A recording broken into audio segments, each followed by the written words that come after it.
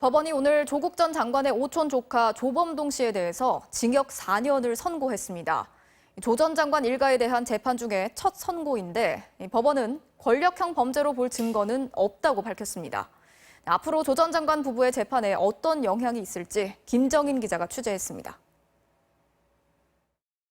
조국 전 장관 일가 사모펀드 의혹의 핵심 인물인 조범동 씨에게 1심에서 징역 4년에 벌금 5천만 원이 선고됐습니다.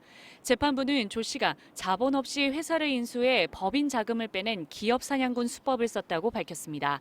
무자본 인수합병과 사모펀드 관련 70여억 원의 횡령 혐의가 유죄로 인정됐습니다. 오늘 선고 공판은 중개 방청을 위한 법정이 따로 마련될 만큼 관심을 모았습니다. 조 씨의 일부 혐의가 조국 전 장관 부인 정경심 교수와 공범으로 묶여 있기 때문입니다. 두 사람의 공모 혐의는 3가지인데 재판부는 이 중 한 가지만 정 교수도 유죄라고 판단했습니다.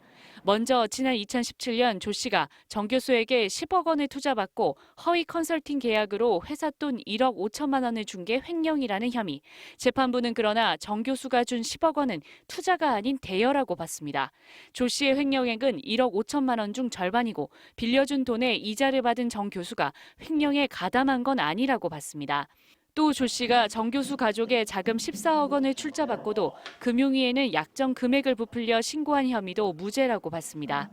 다만 지난해 조 전 장관의 국회 청문회를 앞두고 조 씨와 정 교수가 직원들에게 사모펀드 관련 증거를 없애고 숨기라고 지시한 혐의는 유죄로 인정했습니다.